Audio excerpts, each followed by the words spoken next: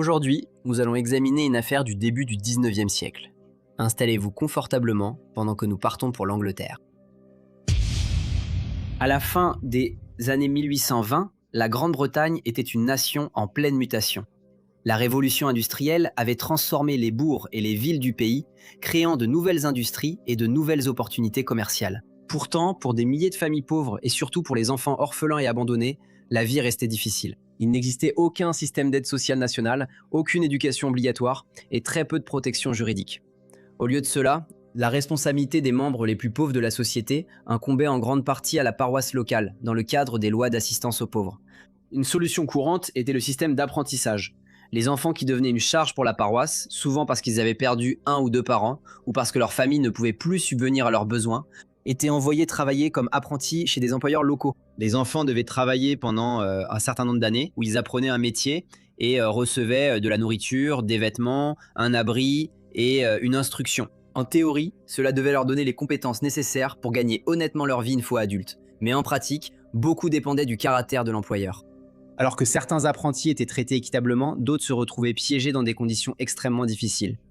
Parmi les métiers qui dépendaient fortement du travail des enfants figurait la broderie au tambour, une forme délicate de broderie décorative, dans laquelle des motifs étaient créés à l'aide d'une petite aiguille munie d'un crochet pour tirer le fil à travers le tissu, tendu fermement sur un cadre en bois rond. La technique permettait aux ouvriers de réaliser des motifs détaillés qui représentaient souvent des fleurs, des bordures et des motifs complexes et étaient utilisés sur des vêtements, des châles et des objets de décoration intérieure. Bien qu'il s'agisse d'un artisanat exigeant qui demandait de la patience et de la précision, le travail était répétitif et prenait beaucoup de temps, ce qui rendait l'emploi d'enfants avantageux pour les employeurs car ils pouvaient être payés moins cher tout en passant de longues heures à réaliser les fines coutures. Une des personnes exerçant ce métier était Madame Esther Ibner, qui vivait à Platte Terrace sur Pancras Road à Londres. Elle a ouvert un atelier de broderie tambour chez elle et employait plusieurs apprentis envoyés par différentes paroisses de Londres. Pour ceux qui étaient chargés de placer les enfants en apprentissage, son entreprise semblait suffisamment respectable.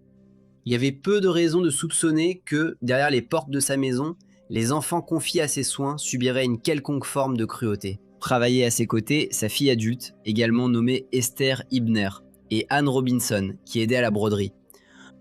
La maison n'était pas seulement un lieu de travail pour les enfants, c'était aussi leur foyer, et les filles dépendaient entièrement des trois femmes responsables de leur formation, de leur surveillance et de leurs soins. L'une des enfants qui y travaillait était Frances Culpitz, une fillette de 9 ans, qui, comme beaucoup d'apprentis paroissiales de l'époque, venait de l'asile de pauvres. Elle avait été prise en charge par la paroisse de St. Martin's-in-the-Fields, l'une des plus grandes et des plus actives paroisses de Londres. Le 7 avril 1828, les responsables paroissiaux l'envoyèrent chez Madame Esther Ibner, où on lui dit qu'elle apprendrait le métier de brodeuse au tambour. Pour Frances, cet apprentissage était censé lui offrir un avenir. Elle apprendrait un métier, recevrait nourriture et logement, et pourrait finalement subvenir à ses besoins. Cependant, peu de temps après son arrivée, l'atmosphère au sein du foyer changea radicalement, et tous les apprentis furent soumis à un régime de travail acharné et de punitions sévères. Leur journée commençait souvent bien avant le lever du soleil.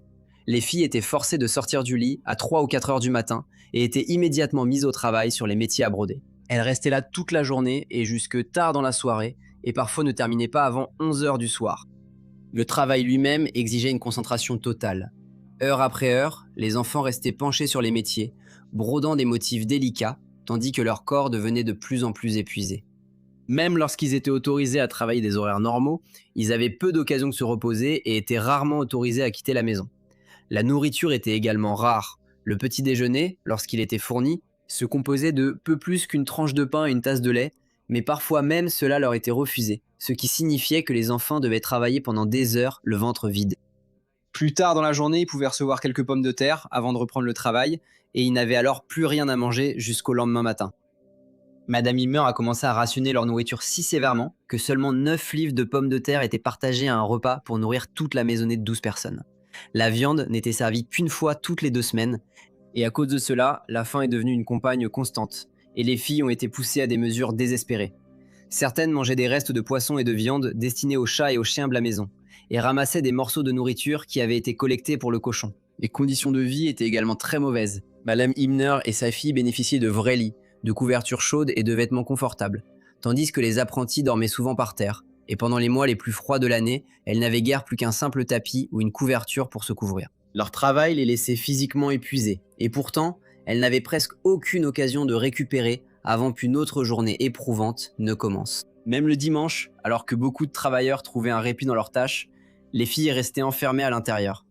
Si Madame Hibner sortait, elle avait l'habitude d'enfermer les filles dans la cuisine, fenêtre close. Au fil des semaines, les effets de ce traitement devinrent de plus en plus visibles. Les enfants s'affaiblissaient à cause de la faim et du surmenage, et leur santé se détériorait. Pourtant, Madame Hibner ne fit aucun effort pour alléger leur charge de travail ou améliorer leur alimentation. Au contraire, ces punitions devinrent plus sévères.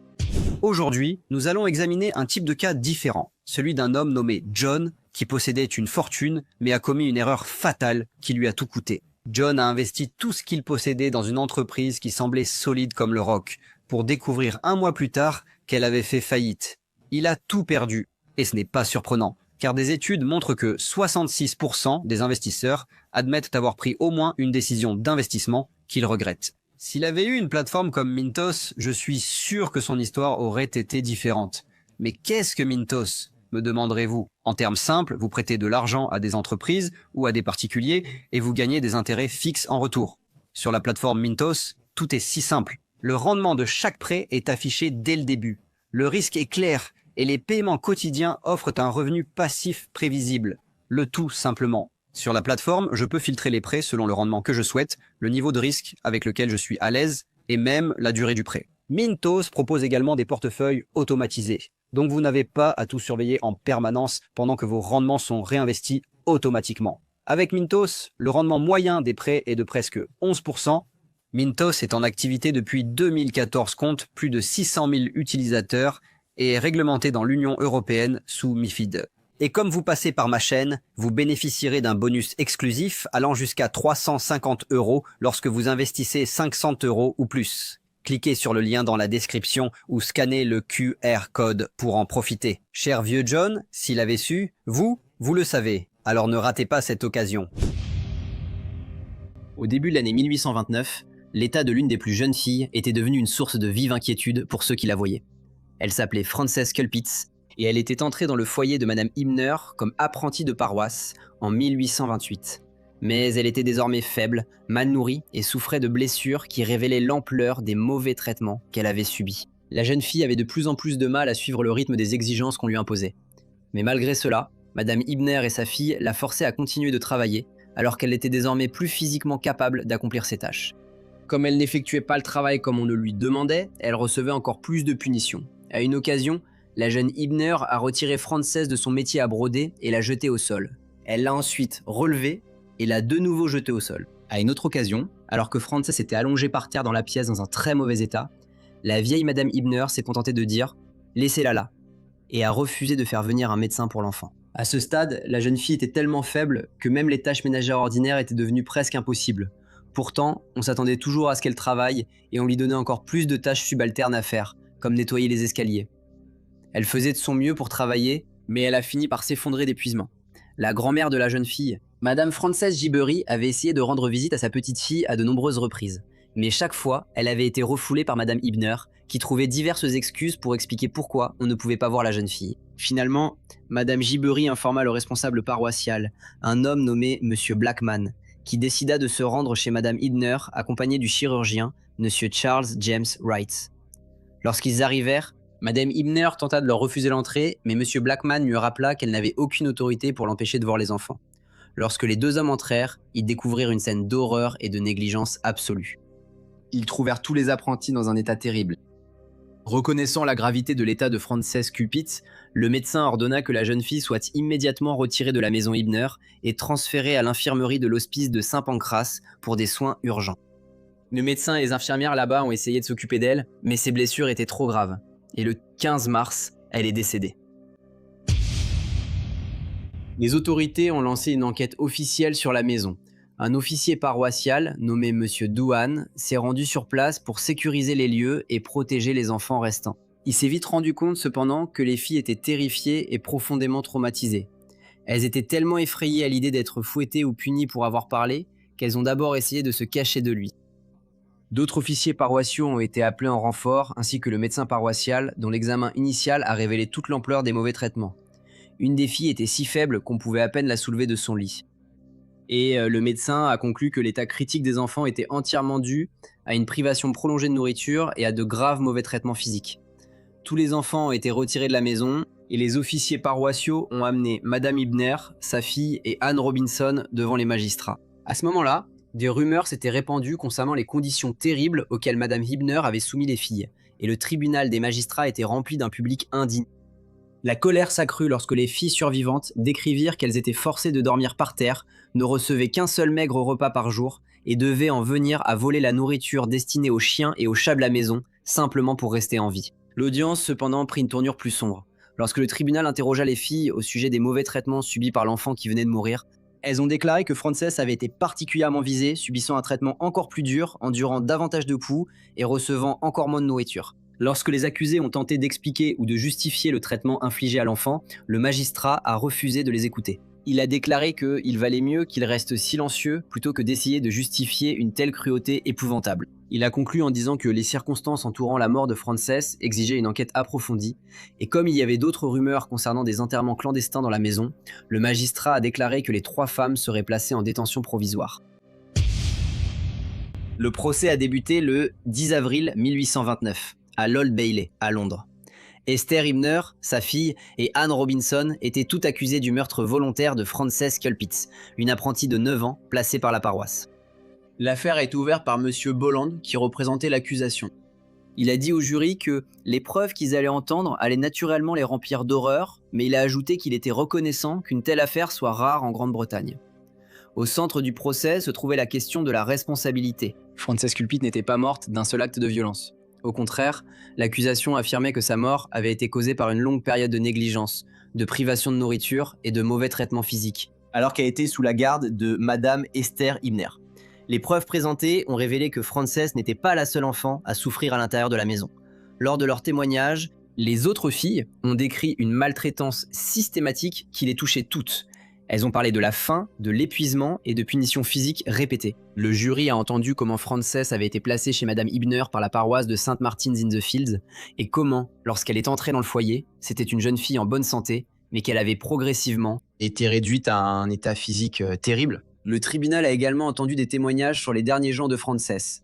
Des témoins ont décrit comment elle était devenue si faible qu'elle pouvait à peine se déplacer dans la maison, et malgré cela, on s'attendait à ce qu'elle accomplisse son travail. Frances Gibbery, la grand-mère de l'enfant, a témoigné qu'elle avait tenté de rendre visite à sa petite fille à de nombreuses reprises, mais qu'elle avait été repoussée à plusieurs reprises par Madame Hibner, qui inventait diverses excuses pour empêcher que la fillette ne soit vue. John Blackman, le surveillant, a également témoigné et a décrit comment il avait trouvé les enfants et s'était rendu compte qu'on les affamait. Susan Whitney et Mary Hertford, qui étaient toutes deux apprenties chez Madame Hibner, ont raconté comment elles travaillaient de longues heures et recevaient peu de nourriture. Et ont dit que si leur travail n'était pas conforme aux exigences, elles étaient battues et la nourriture leur était ensuite retirée. Des médecins ont témoigné sur l'état du corps de Frances après sa mort. Les médecins qui ont examiné l'enfant décédé ont déclaré que son état était horrifiant. Ils ont dit avoir constaté de nombreuses blessures et des signes de négligence grave. Regardant le juge, un médecin a déclaré que la mort de l'enfant n'était pas due à des causes naturelles, mais était directement liée au traitement qu'elle avait reçu alors qu'elle était sous la garde de Madame Hibner. Les médecins ont également déclaré que la fillette avait de graves blessures aux pieds, avec des plaies devenues si sérieuses que certaines parties de ses orteils étaient atteintes de gangrène. L'affaire a suscité une attention considérable, non seulement parce qu'elle impliquait la mort d'une jeune enfant, mais aussi à cause de l'échec d'un système censé protéger les enfants pauvres. Au début du 19e siècle à Londres, les histoires d'apprentis placés par la paroisse maltraités n'étaient pas rares, mais les cas entraînant la mort suscitaient une indignation particulière. Ces enfants n'avaient pas été placés chez des inconnus. Ils avaient été officiellement confiés à des employeurs par les autorités paroissiales. La question n'était donc pas seulement de savoir ce qui était arrivé à Frances Culpitz, mais aussi comment un tel traitement avait pu être toléré. Madame Hibner n'a présenté aucune défense, tandis que sa fille affirmait que les apprentis avaient fait de faux témoignages et insistait sur le fait que les enfants avaient été traités avec bonté. Elle soutenait qu'il n'y avait aucun fondement aux accusations portées contre elle et sa mère. Anne Robinson, l'autre femme inculpée dans cette affaire, a également nié les allégations, déclarant qu'elle n'avait fait qu'aider Madame Hibner dans son entreprise et qu'elle ne dormait jamais dans la maison. Au contraire, elle partait chaque soir. Après avoir entendu les éléments de preuve, le jury a examiné l'affaire avec attention, mais a finalement conclu que Madame Esther Ibner était coupable de meurtre. Cependant, lorsque le juge leur a demandé ce qu'ils pensaient de la jeune Esther Ibner et d'Anne Robinson, le président du jury a répondu qu'il les avait toutes deux déclarées non coupables. Le juge ordonna que Madame Esther Ibner soit exécutée le lundi suivant et que son corps soit remis pour dissection. Un second acte d'accusation a également été retenu contre elle concernant la mort d'un autre apprenti, mais comme une condamnation à mort avait déjà été prononcée, il a été jugé inutile de poursuivre cette accusation. Au cours du procès, les observateurs avaient remarqué que Madame Ibner montrait peu d'émotions extérieures et n'affichait aucun remords apparent pour la souffrance des enfants, ni aucune crainte face à la punition qui l'attendait. Après avoir été sortie de la salle d'audience, elle a été conduite à la prison de Newgate, où son comportement a continué d'attirer l'attention. Elle est devenue de plus en plus agitée et a insisté sur le fait qu'elle ne serait pas pendue.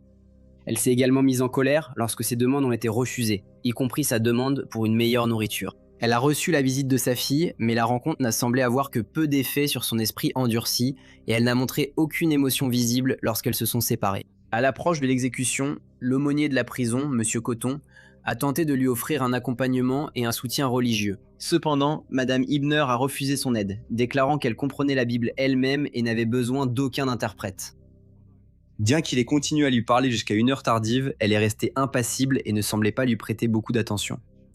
Le matin du 13 avril 1829, Madame Esther Ibner a été sortie de la cellule des condamnés.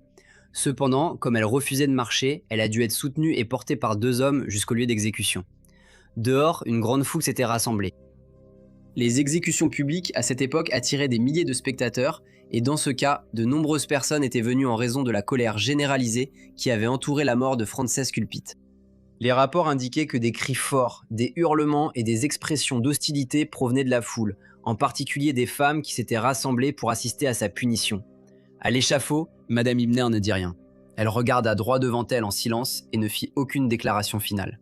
Avant que la sentence ne soit exécutée, le même jour où Madame Ibner fut exécutée, sa fille et Anne Robinson comparurent dans un procès distinct pour le délit moindre d'avoir agressé les apprentis placés sous leur garde. Cette fois, les deux femmes furent reconnues coupables. Mademoiselle Esther Ibner, la cadette, écopa d'1 an de prison, tandis qu'Anne Robinson fut condamnée à 4 mois dans une maison de correction. Bonjour à tous et merci beaucoup de m'écouter. Comme d'habitude, n'hésitez pas à laisser vos commentaires ou retours et j'espère vous retrouver tous lors de la prochaine affaire en bref.